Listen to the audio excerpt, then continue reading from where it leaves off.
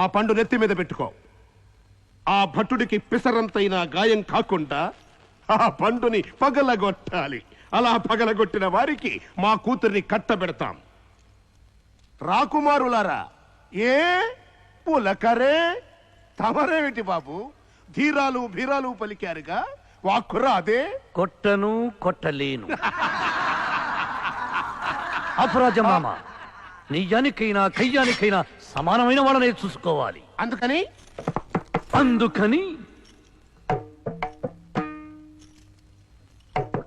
ఏమిటిది?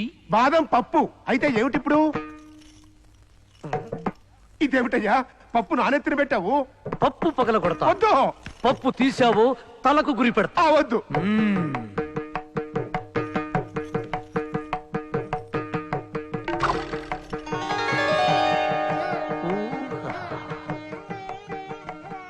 గుడ్డిలాడి, ఒక్కసారి ఇలా వస్తే మీకు చిన్న వినోదం చూపిస్తా.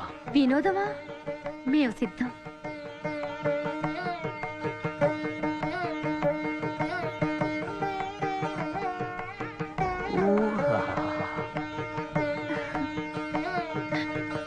మత్తు కళ్ళ మలిని వర్ణనల తర్వాత తడిసిపోతోంది నాకు. తెమలవయ్యా,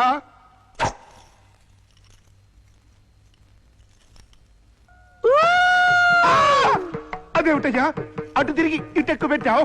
ఇటు చూసి అటు కొట్టడమే మా మాయాజాలం మామా.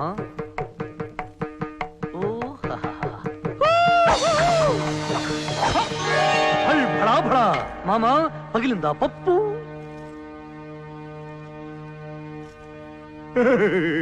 రెండు ముక్కలైంది అల్లుడు. ఫలా అల్లుడు గారు, ఫలా. మీ ధనుర్విద్యా నైపుణ్యం అపూర్వం, అద్భుతం, అమోఘం. అమ్మా, మాలికాధారణం చెయ్యి.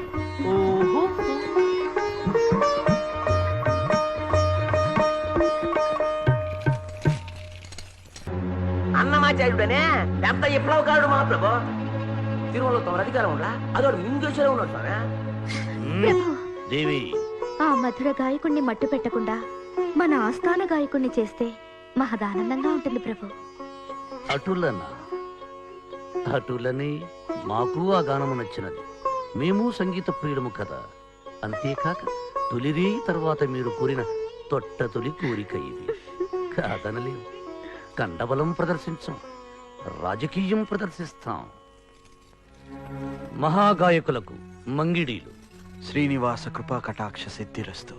మీరు పెనుగొండ మహాసామ్రాజ్య మార్తాండులం, విద్వాంసులకు విధేయులం, సరసులం, సాల్వ నరసింహ నామధేయులం. మీ గురించి విన్నాం, మిమ్మల్ని కలుసుకోవాలని స్వయంగా కదలి వచ్చాం. మా ఆహ్వానాన్ని మన్నించి మా ఆస్థాన గాయకులై మీ గానమాధుర్యంతో మమ్మల్ని, మా ప్రజల్ని అలరించాలని అర్థిస్తున్నాం. మేము శ్రీవారి ఆస్థాన దాసులం. ఆ స్థానం వదిలి ఎక్కడికి రాలేం. మీ పాటలకు పట్టాభిషేకం చేయిస్తాం. క్షమించండి. ధనకనక వస్తు వాహనాలు, అగ్రహారాలు అన్నీ సమర్పించుకుంటాం. మీరేనా చెప్పొప్పించండి. కళాకారుల ప్రతిభ రాణించాలంటే రాజాశ్రయం కావాలని పెద్దలంటారు. మీ పాటలు 10 మందికే కాదు, ప్రజలందరికీ అందాలి. అందుకు ప్రచారం కావాలి. అలాగని శ్రీనివాసుడే సంకల్పించి వీళ్ళని పంపాడేమో. ఆ శ్రీనివాసుని సంకల్పం అదే అనుకుంటే అలాగే కానివ్వండి. ధన్యులం. మహామంత్రి ప్రభు. సంకీర్తనాచార్యుల వారి ప్రయాణానికి వెంటనే ఏర్పాట్లు చేయండి. చిత్తం ప్రభు.